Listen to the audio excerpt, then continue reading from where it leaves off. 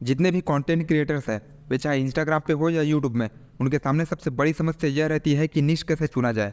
बहुत सारे लोगों को अपना इंटरेस्ट पता ही नहीं रहता है, और अगर इंटरेस्ट रहता भी है तो 2-3 चीज़ों में रहता है। तो कैसे करें? जितने भी इंस्टाग्राम कोच हैं और यूट्यूब गुरु हैं, वे बस यही बात बोलते रहते हैं कि सबसे पहले एक निश चुन लो, और एल्गोरिथम का रोना रोते रहते हैं कि अगर मल्टीपल टॉपिक्स पे वीडियो बनाओगे तो एल्गोरिथम को गलत संदेश पहुंचेगा। तो इस वीडियो में मैं आपको बताऊंगा कि क्यों आपको निश नहीं चुनना चाहिए और कैसे आप निशलेस रह के ज़्यादा अथॉरिटी बिल्ड कर सकते हो और लंबे समय तक रिलेवेंट रह सकते हो। तो इस वीडियो में मैं 4 चीज़ों के बारे में बात करूंगा। पहला, कि कंटेंट क्रिएशन क्या है और इसमें इतना कंपटीशन क्यों बढ़ गया है। दूसरा, डिफ्रेंशिएट कैसे करना है, कंपटीशन को कैसे एस्केप करना है। तीसरा, क्यों निश डाउन करने के लिए बोला जाता है।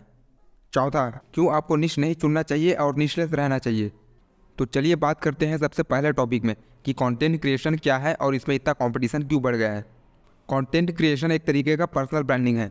इसमें अपने आप को ऐसा प्रोडक्ट आप लोगों के सामने रखते हो, अपनी यूनिक पर्सनालिटी, अपने यूनिक इंटरेस्ट को आप लोगों को दिखाते हो।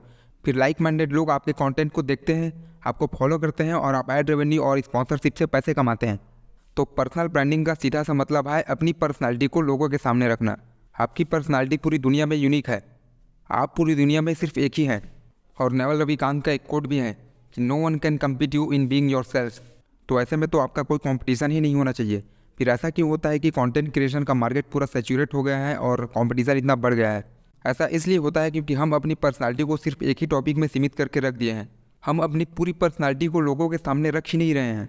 हमारी पर्सनालिटी के अंदर बहुत सारी चीज़ें आती हैं, बहुत सारे एक्सपीरियंसेस, बहुत सारे इंटरेस्ट मिलकर हमारी पर्सनालिटी बनाती हैं। लेकिन हम अपनी पर्सनालिटी का कोई एक हिस्सा, कोई एक इंटरेस्ट उठाकर उस पर वीडियो बना रहे हैं और बाकी इंटरेस्ट को नज़रअंदाज कर दे रहे हैं, जिसकी वजह से कंपटीशन इतना बढ़ गया है। जैसे कि मान लो मुझे मोबाइल रिव्यू करना पसंद है, तो मैं भी मोबाइल रिव्यू कर रहा हूँ और वो भी मोबाइल रिव्यू कर रहा है। तो इसमें कोई डिफ्रेंशिएशन नहीं है, कोई यूनिकनेस नहीं है, बस कंपटीशन है। जब आप कोई निश चुनते हैं तो आप रेस्ट्रिक्ट हो जाते हैं एक ही टॉपिक पर वीडियो बनाने के लिए, और सेम टॉपिक पे दूसरे क्रिएटर भी वीडियो बनाते हैं, जिससे कंपटीशन बढ़ जाता है।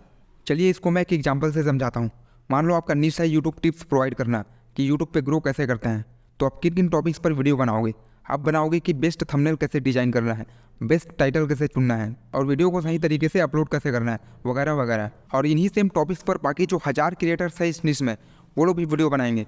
फिर तो कंपटीशन बढ़ना ही बढ़ना है। सबका वीडियो थोड़ी चलेगा, कुछ कुछ का बस चलेगा। अगर आप अच्छे से रिसर्च करके भी वीडियो बनाओगे तो बाकी क्रिएटर आपके वीडियो को कॉपी कर लेंगे। फिर व्यूअर्स भी डिफ्रेंशिएट नहीं कर पाएंगे कि कौन सा ओरिजिनल है और कौन सा कॉपीड है। कई बार जो लोग कॉपी करके वीडियो बनाते हैं उनके व्यूज़ ज़्यादा आ जाते हैं ओरिजिनल कंटेंट से, क्योंकि उनकी स्टोरी टेलिंग या वीडियो एडिटिंग ज़्यादा अच्छी रहती है। सो कोई डिफ्रेंशिएशन नहीं रह जाता। तो अब आगे बात करेंगे कि कॉम्पिटिशन से कैसे बचे और डिफ्रेंशिएट कैसे करें। तो इसके लिए आपको ऑथेंटिक बनना पड़ेगा। नेवल रविकांत का एक कोट है, एस्केप कंपटीशन थ्रू ऑथेंटिसिटी। तो ऑथेंटिक कैसे बने? आपको ऑथेंटिक बनने की कोई ज़रूरत नहीं है, आप पहले से ही ऑथेंटिक हो। आपकी पर्सनालिटी, आपके इंटरेस्ट, आपके एक्सपीरियंसेस सब ऑथेंटिक है। वह पूरी दुनिया में सिर्फ आप ही के पास है, बस उसे आपको लीवरेज करने की ज़रूरत है। आप जो का तो अपने आप को लोगों के सामने रख दीजिए, अपने आप को पूरा एक्सपोज कर दीजिए लोगों के सामने। फिर आपका कोई कंपटीशन नहीं है। जिन जिन चीज़ों में आपको इंटरेस्ट है, आपको एक्सपीरियंस है, उन सब के ऊपर आप वीडियो बनाइए। हर एक टॉपिक में आप वीडियो बनाइए। अपने आप को किसी एक टॉपिक में लिमिट करके मत रखिए। पर्सनल ब्रांडिंग का मतलब है अपनी पूरी पर्सनालिटी को सामने रखना, अपनी पर्सनालिटी के सिर्फ एक हिस्से को नहीं। लोग क्या करते हैं, सिर्फ एक टॉपिक पकड़ लेते हैं, फिर उसी के ऊपर वीडियो बनाते हैं। हमारी पर्सनालिटी में बहुत सारी चीज़ें आती हैं, जैसे हम पैसा कमाते हैं, इन्वेस्ट करते हैं, जिम जाते हैं, ट्रैवल करते हैं, डेट करते हैं और बहुत कुछ। तो इन सब के ऊपर भी वीडियो बनाइए। अपने आप को किसी एक टॉपिक में लिमिट करके मत रखिए। मान लो आप फाइनेंस क्रिएटर हो, उसके साथ आपको फिलॉसफी भी पसंद है, तो उसके ऊपर भी वीडियो बनाइए। आपको जिम जाना पसंद है तो उसके ऊपर भी वीडियो बनाइए। जब आप अपने 2-3 इंटरेस्ट को एक साथ कंबाइन कर देते हैं तो आपका कोई कंपटीशन नहीं रह जाता है, क्योंकि ऐसा कोई कर ही नहीं रहा है। बाकी क्रिएटर्स बस एक ही निश में लड़ रहे हैं। कंपटीशन सिर्फ निश में है, निशलेस में नहीं। अब आपके मन में यह सवाल आ रहा होगा कि अगर आप मल्टीपल टॉपिक्स में वीडियो बनाओगे तो आपको कोई फॉलो नहीं करेगा। तो ऐसा नहीं है, लोग आपको फॉलो करेंगे। आप अपने आप को ही देख लीजिए। आप फाइनेंस के लिए किसी एक क्रिएटर को फॉलो करते हैं, फिलॉसफी के लिए दूसरे क्रिएटर को फॉलो करते हैं, और फिटनेस के लिए तीसरे क्रिएटर को फॉलो करते हैं। तो अगर आपको ये तीनों चीज़ अगर एक ही जगह पे मिलेगा तो आप क्यों फॉलो नहीं करेंगे? आप ध्रुव राठी को ही देख लीजिए, उनका कोई निश नहीं है। वे हर टॉपिक पे वीडियो बनाते हैं और लोग उनको फॉलो करते हैं। वह फाइनेंस में भी वीडियो बनाते हैं, हिस्ट्री में भी वीडियो बनाते हैं और पॉलिटिक्स में भी वीडियो बनाते हैं। तो उनसे कौन कम्पीट कर पाएगा? किसी को पॉलिटिक्स आता है तो फाइनेंस नहीं आता, फाइनेंस आता है तो हिस्ट्री नहीं आती, और अगर आता भी होगा तो वे उसके ऊपर वीडियो नहीं बना रहे हैं, कोई एक निश पकड़ लिए हैं और उसी में कम्पीट कर रहे हैं। तो व्यूवर्स वापस ध्रुव राठी के पास ही आएंगे पूरा पैकेज देखने के लिए। अंकुर वारिकू भी वही है, उनका भी कोई निश नहीं है।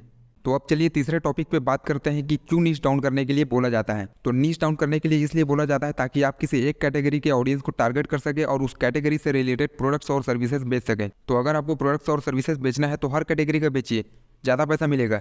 अपने आप को सिर्फ एक ही कैटेगरी में सीमित रखने के लिए किसने बोला है? कंटेंट क्रिएशन को एक बिजनेस की तरह देखिए, जिसमें वीडियो आपका एक प्रोडक्ट है। बनना है तो कॉन्ग्लोमरेट बनिए, जैसे टाटा है।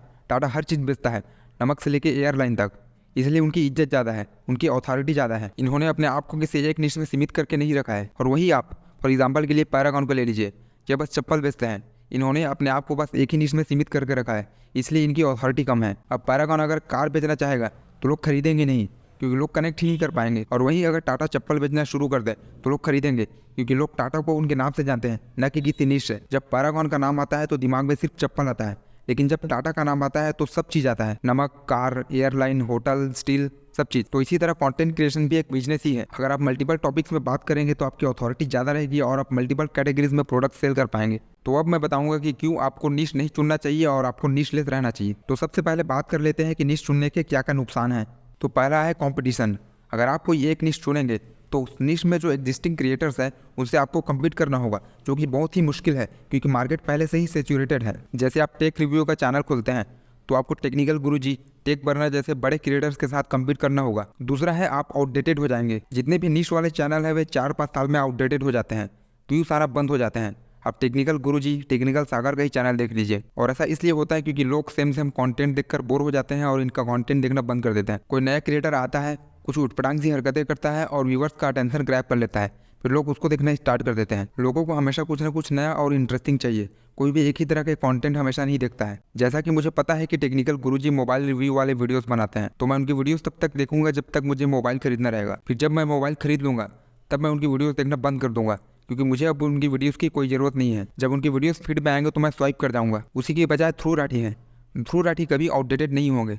जब तक वे वीडियोस बनाते रहेंगे तब तक उनकी वीडियोस चलते रहेंगे, क्योंकि वे अलग अलग टॉपिक पर वीडियो बनाते हैं, जिससे व्यूअर्स का इंटरेस्ट बना रहता है। जिसको पॉलिटिक्स देखने का मन नहीं है वो फाइनेंस देख लेगा, जिसको फाइनेंस देखने का मन नहीं है वह हिस्ट्री देख लेगा। तीसरा है स्मॉल ऑडियंस बेस। आप एक छोटी सी ऑडियंस तक ही सीमित होकर रह जाओगे, आप ब्रॉड ऑडियंस तक नहीं पहुँच पाओगे।